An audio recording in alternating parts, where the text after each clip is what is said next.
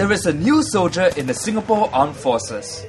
One who can adapt to an arsenal of technologies that give him an instant edge on the battlefield.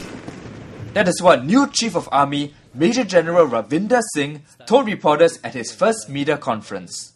We have a generation of soldiers which are quite different. I mean, they are better educated, they are more adaptive, they learn faster, and they are able to operate fairly independently.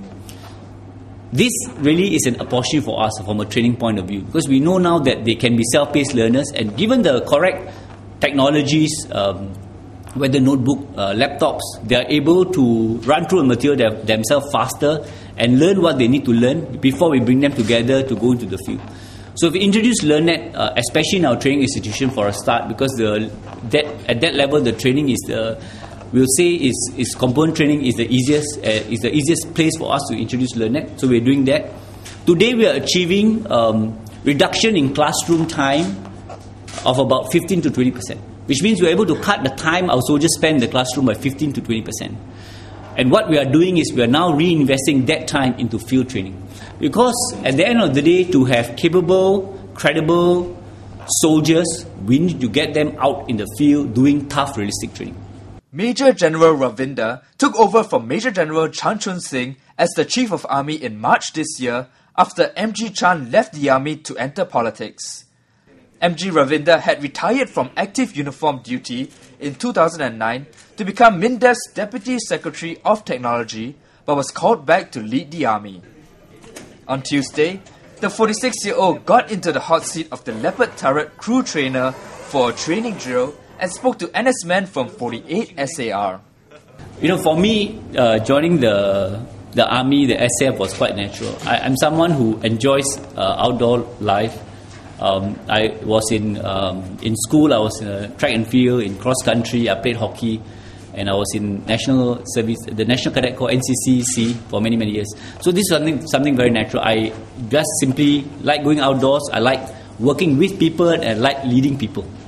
So when the SAF, when I was doing my A-levels, SAF offered me a SAF scholarship. I thought there was alignment in terms of what I wanted to do academically, become an engineer, and professionally become a leader in the army. So it was quite natural for me to join the SAF. And of course, it was also a great opportunity to study overseas, which would not have been possible for me, given my circumstance at that point of time.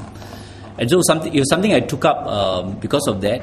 But I must say my career in the army has been quite remarkable. I've enjoyed every stage of my career. I've been given many challenges, many opportunities to contribute, to learn, and I've enjoyed it, and I'm glad that I continue to be in service in uniform. It's one of the best things I could do for myself.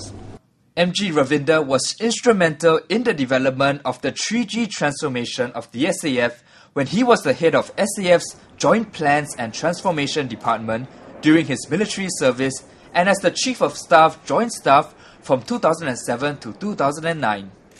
So how long away is the SAF from becoming a fully fighting third-generation force, one that is technically adept and physically powerful? Typically, a transformation can take at least one generation. If you hear what I described and you think about what we used to do, one generation would at least take about 10 years, in my mind. Because it's not just about buying the platform, but it's training the people, making them operate together, new doctrine, new tactics. It will take some time. We started in 2005. We announced that, we are going to do this transformation. So you can say we're about 5 years. From a stage 1 point of view, which is, are the pieces there? The pieces are there. Are we able to bring it together? Stage 2, yes, we are able to bring it together. We need to operationalize it. It's still some way to go. And as we develop, we will develop new competency, new capabilities, and new techniques and doctrines. So that is also a natural part of the evolution of an army. So we're some way to go, but I would say that we're off to a very good start. In the next clip, we speak to a soldier who extended his national service by 9 months.